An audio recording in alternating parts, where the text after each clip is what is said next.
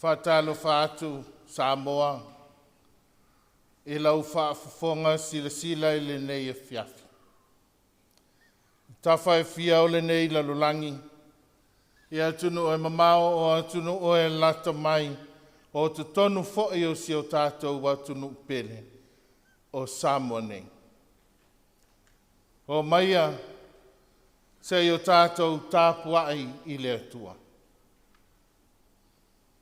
Awane ia te mātou le ali ie. Awane ia te mātou. Ai atu ina atu le vi inga i lo suafa.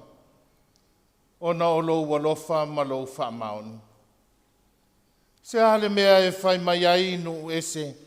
O i whea o iai lo tau watua. A o lo mātou watua. O i le langi la vaia. Ua whaia e ia o mea uma o waia whina ngalo iai. O le tatalo mo le anganga pa ia. Tātou wifo ma tatalo i le atua. Le atua sili sili e se. Le tamā le alo ma le anganga sa. O le tupu sili sili e se o le langi ma le lalolangi. Wa whasifo atu lau whanau i la wa fio i le nei tu la. Sei whafo i le vi inga ma le whamanu i la wa fio. A wā watua na iatu Apolima i whiau mga aluenga o le nei aso. A o mua au muli au pea la wa fio. Pa ngā lavalea, lo mātou watuai. E whaia fua le nei Tapuaiga pe au noa ma le whaau unga lo wanganga pa ia. A nganga sai. A fia mai a se e tauto aluaina lo mātou vai vai. Ma le whaatau wā. Iei wai le nei Tapuaiga i le whaasiri sirina o lo vi inga. E whaavavau. E whaavavau lava. Amen. O la se i o tātou whaitau, ma whaalongolongo i le whetalai mai o le atua. E ala ia nā fionga pa ia. Tusi whiriwhiria mo le nei Afiafi. Tusi ala apostolo Paulo i Korinito. Mua Korinito lo na mata upo e lua. Foi upu mua se ia o le foi upu e lima. Mua Korinito lo na mata upu e lua. Foi upu mua se ia o le foi upu e lima.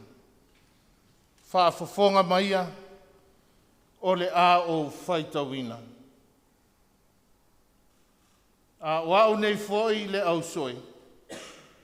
O te le i alu atu ma le sili o le upu ma le poto. Ina ua o waru atu i ate outou, i lo utala i atu i ate outou. Le maua le atua. A wana tonu lo manatu. Ia o le iloa se mea e tasi, a o ui ai i ate outou. A e tau lava o Iesu ke riso, o ia na whaasata roina. Na o iai fo i ate outou ma le vai vai. Ma le matau, ma le ngā tete tele. E le isauni atu fo'i la upu, ma la utala inga, i upu maalie o le poto o tangata. Ai peitai, o le whaasina mai e le anganga, ma le mana. Ina ia le iai lo o tau whaatuatua, i le poto o tangata. A o le mana o le atua. Ia sanga whaamanuia mai le atua, e lo tātou whaitau, ma whaalongolongo ia nā fionga pa ia. Ia tūmau pēa, i la nā fio le vi inga, nei se ia o i le whaavavau. E whaavavau lava.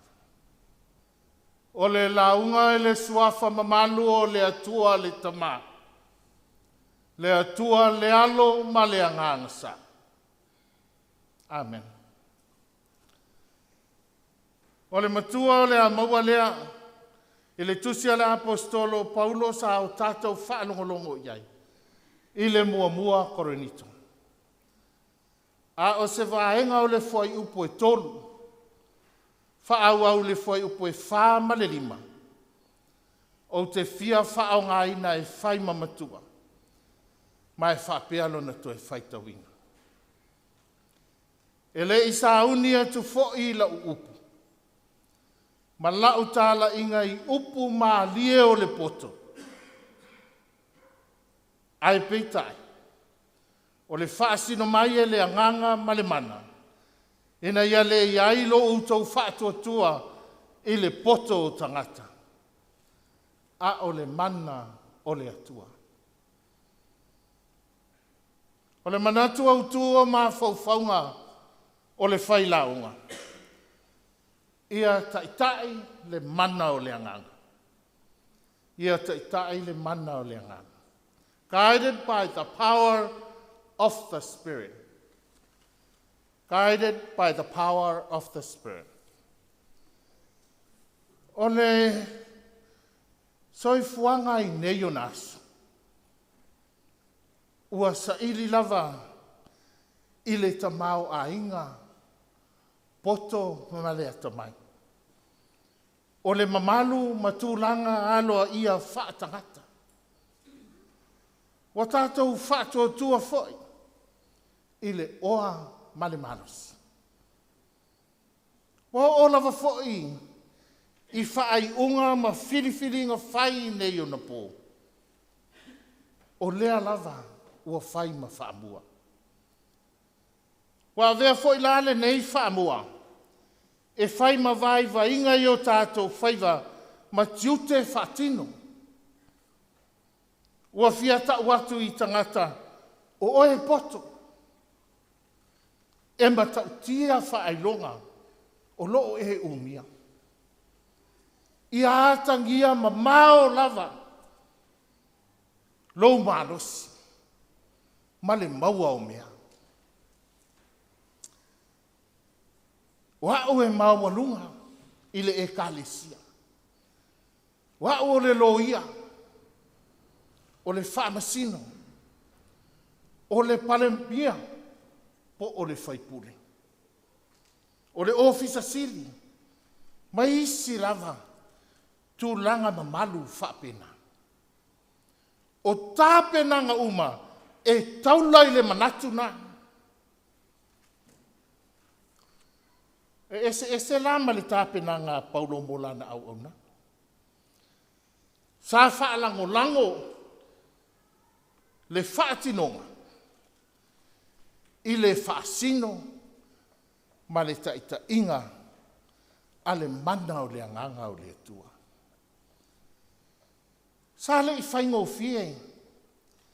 Le ano hai o whaafita uli o Korinito. E le ngata le e ka le sia la vaia. A o le mau manatu. Ma le mau tāla inga.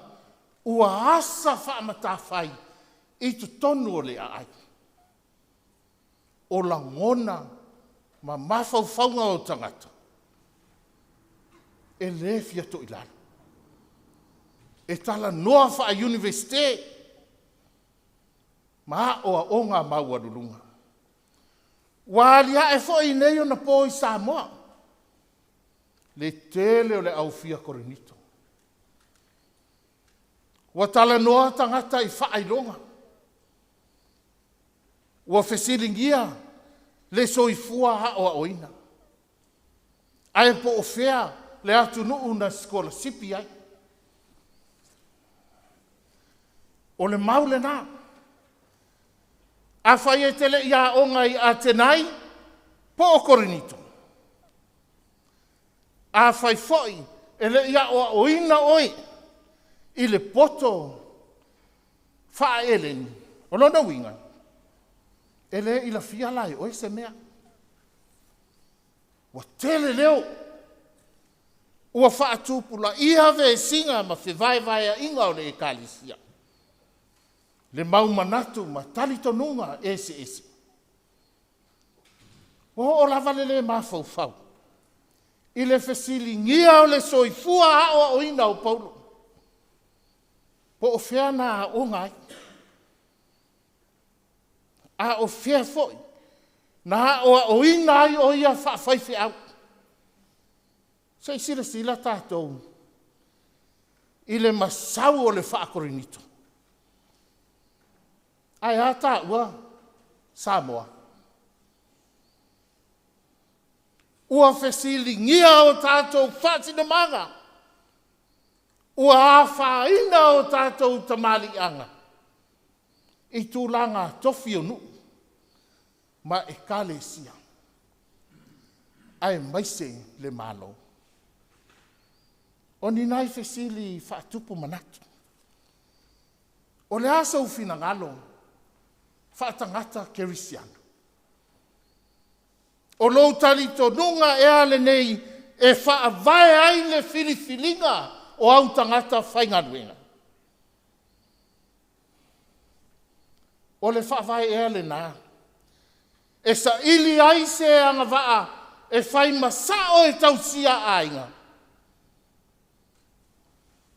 O le whaatautainga e alea. Mo se tofi o le itu malo. Se mawhau whape nei i pūrenga whaale au lotu. Whaale nuu, ma whaale malo. O Paulo ala ia. O ia o se lo ia. O le wao. E whai a onga. O ia fo o se whai fia. E le wha vale la Paulo. A olona manatu.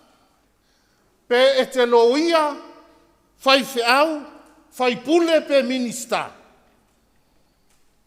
Pe na e o mai o tako, po Oxford, po Harvard, o le maua Paulo ia Filipi. Ua lea o ngā mea o malawa.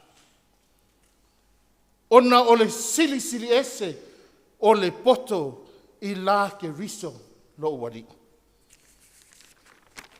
Ona o ia, ua whaale au ngā ina mea uma. Ma o manatu, ota, lava ia mea. Ina ia o maua ke riso. O lona winga, e le mi tai maia ni poto ni mea na whai. Na whaia. I le na whaia mea. O le puna ia o le poto, ma le malama.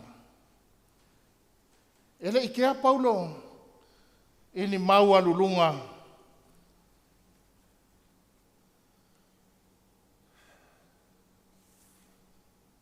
o ni poto wha ili.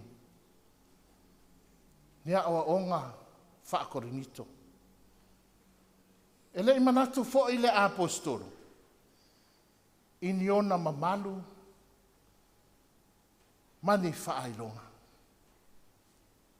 Po o se poto whaale lalolani. A wawhai mai a iei Filipi. A e le whaapea ua au noa au. Mani ala e tatawai o na ou whaalango i la le tino. A wa a whai e iai se tasi e manatulia.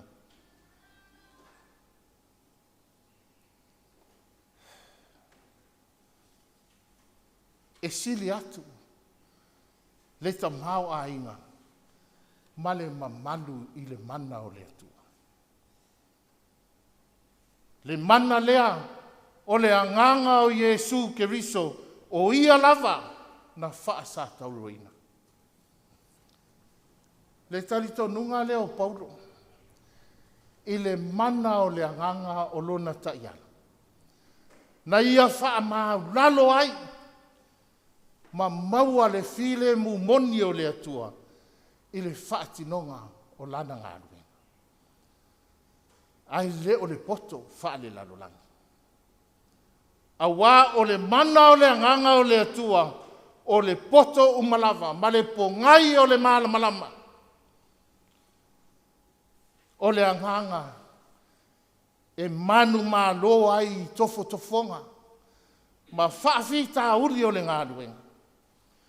O le mana e whaiva venga. O le anganga, o le freedom and unity, le saolotonga ma le maupoponga. O le mana e mawhai ai mea umalafa. O le papa maa le na sa tau lai ai whaiva alofi ao le apostolo. Nā lai, ona turi manu whaatangata le ilonga. Na puno wai ai whaatangata vai. Ma wha au ua peise polonga. I lana ngā ruenga talai. Ina ia tele ni nganga e whaola ina mole ali.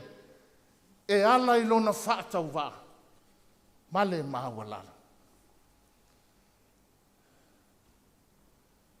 Samoa, e whaavae i le atua lo tā tunu. E le i vale le tō wha, sa matua i le atua. Le whaavae na le i whaiha, i se poto po se ata mai whaakorinito. E tua ua lango mau mai i tia sa. A o le whaavae na tu wina mai e le mana o le anganga. Pei o na taita inai le apostolo o Paulo. Pei ai ea se mea ua whainga tai le ali. Ua le wha amalie ina ea lou finangalo i se tali mai le atua. E tali tonu le mawhauwhau. O mawhauwhaunga ia. E wheso o tai ma vai inga o lo o to i lalo popo ai le wha iutaia ma le wha eleng. E le alo ese le apostolo i le wha ilo ato le mea moni. Mana ia wha apea atu ai i a korinito. E le ai se mea e whaingo tai le atua. Au wā o le poto i le lalolangi. O le valea la valea i le atua. E le mawhai ana e whaamalia ina, a wāua e manao i ni whaai longa mai le atua.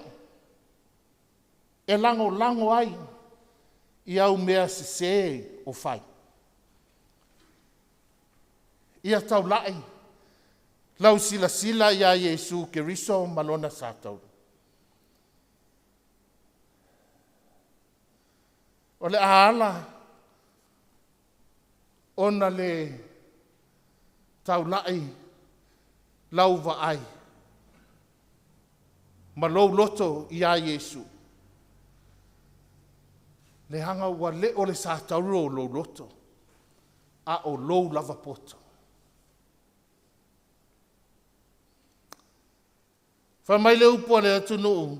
Fua le tā le tea. A whai e whaambua le atua i mea uma.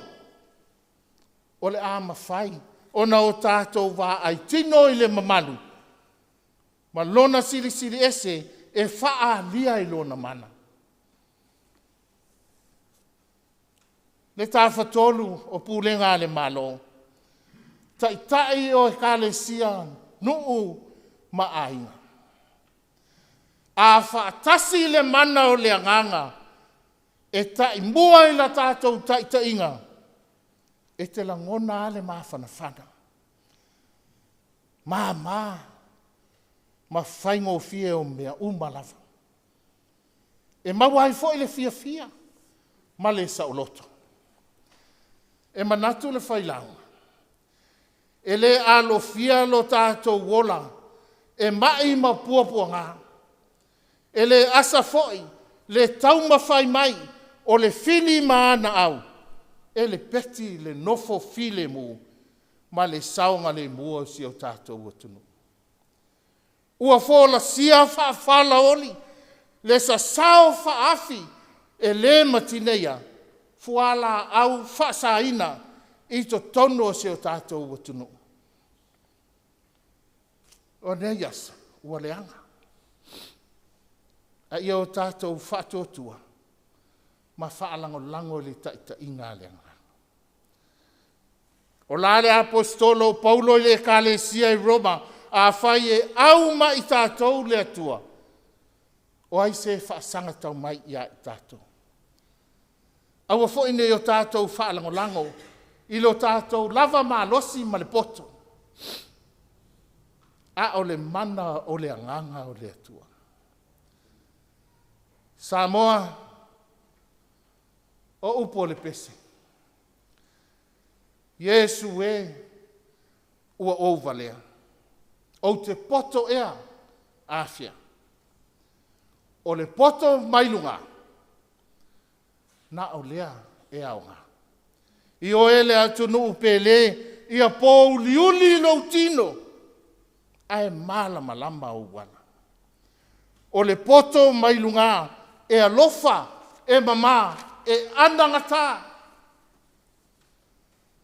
Samoae le atunu pele. A vea le mana o le anganga o le atua, ma whaatonu folau I lo tātou sa. A wae ngase I ai matangi. E whaaifo I ai whaiva o le ngongosina. Ma toa I ai le au pe au. O le whaamalolonga I o tātou tino mānganga. E ma vae fo I a te ia, ma I matinga umalawa. O ia ua manu maloina, le oti ma le tuunga mau. Ma toe tu manu maloa. O le wha vae papale na e tupu ai e kalesia.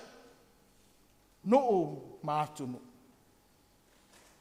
O le atua, ua wha vae iai, si o tātunu pele o Samoa.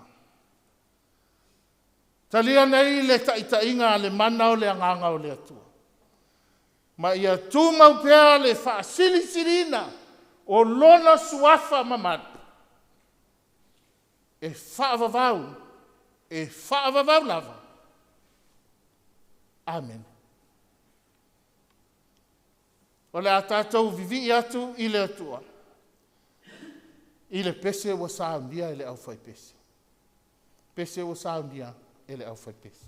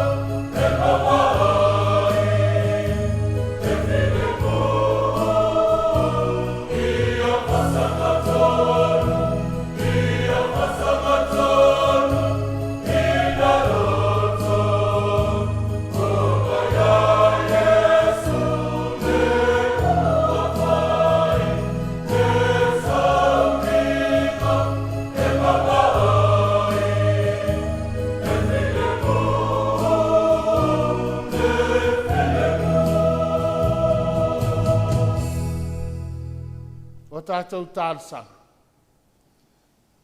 Tālo le whaaftai, tālo le whaatu senga, ma mumoli atu nisi o tātou mana. Mani tālo whaamania. Le atua mamanai, le tupu sili ese o le langi atoa ma le laloranga. E pa ia, e mamalu lava la ua fio. Wa mātou whaalata la tātu. Wa tu whaatasia loto o lou atunu. Ina ia o mātou tauwhai whaafetaia lou alofa ma lou wanga lelei. Awa o la ua fio o le atua na tupu lava ia. Ele ai se amatanga. Ele ai se ngataanga. O le atua na whaia le langi, male lalo langi, ma mea umalava o lo ua tumuai. Lo mātou tamai. Whaafetai. Whaafetai tēne. O lo mātou wola ma lo mātou manas. E tau mate i le ete. I lea aso, ma lea aso. A o lo walofa tuli loa. E le mawhai lea. Ma i mātou. Mātou te whetai ai. Ma puapua ngā. Ma whaingata. I ai taimi. Mātou te whaapeane ai. Awe i mātou o le aoti. Ona o mai ma puapua ngā. O whaingata o le nei o langa. Pe a o mai. Ia i mātou. Whaafetai lo mātou o tua. E pei lava o le emo le mata, le a apa mai o lo a o whaola. Ma e la vea ina i mātou. Ua mamau a mala ma puapua ngā whaale natura. O lau puinga i a Samoa, ma ona tangata. Whaafetai lo mātou o tua. Whaafetai le nei atunu o Samoa. O lo mātou wau mau manu nofo ai. Whaafetai mō le tala inga. Ale au kerisiana. Ua tupu ai maola lau upu i tu tonu o lau e kalesia. Whaafetai lo mātou o tua. Eo i lava ina so ualo mātou o langa nei i whaanoa noanga pe au o mai leoti. Ai mātou te whaafetai a wai whaia lava lou fina ngalo paia. A nganga pai ai. Se wa malie o wa malie malo. Ua whaafetai tele. Mo le taita inga lo mana. Taimi uma o lo mātou nei o langa. Taimi mātou te mana o mia ai lau whisoa soani.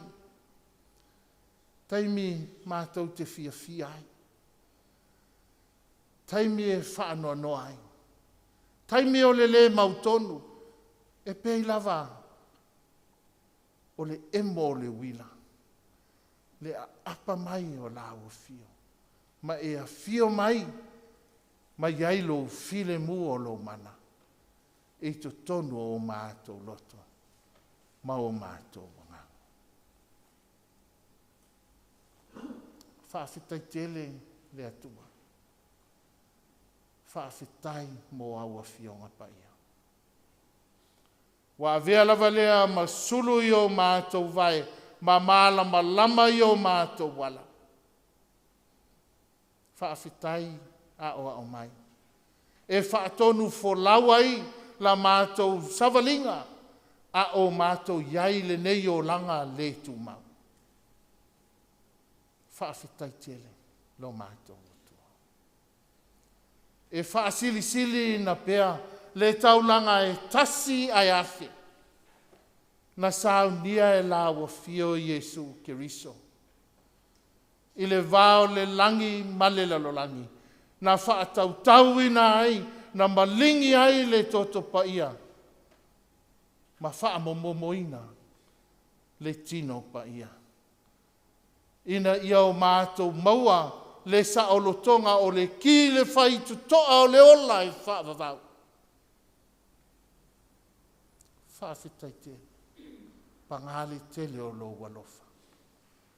Whaafetai te. Ia tu maulo vi inga le whaamanu ma le whaanene tanga. Nei se ia o i le whaavavau. E whaavavau lava. Ta mai pangala valea lo mātou ta'u o lo suafa paia. Ai lea nga tonuina e o mātou mutu le mamalu ma le sili ese o lao fio. Awa mātou te tautino lava o i mātou o se whanau anga sala. O se whanau e le tonu i o luma.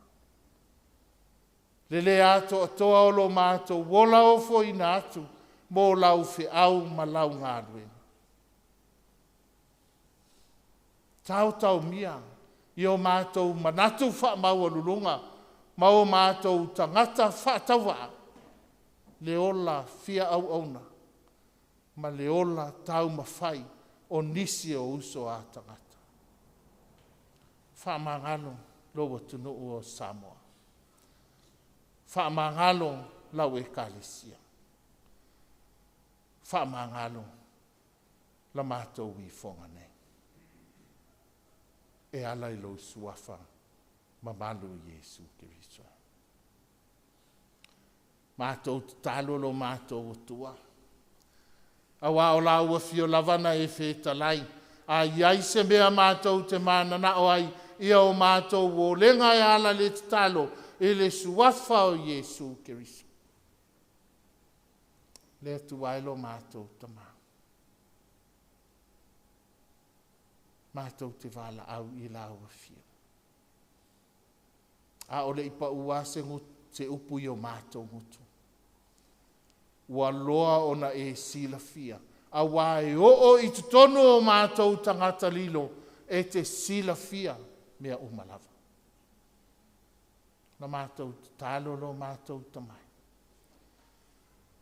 Ia e whaamanuia i Taitai. O nuu malala whanga. Ia e whaamanuia i le taitainga a lau malo Samoa. Ia e whaamanuia i taitai o lau e Kalesia. Ia e whaamanuia i nai whanauiti. Ia e whaamanuia le lavaloa o Samoa o lo o whaumasoloi i a tunu e mamao o a tunu e lata mai o tu tonu fo i ole nei a tunu. Ia whaamanuia lawa fia. Lo mātou tamai, mātou talo. A whaio iaini a inga o lo a tunu o lo o ope ai le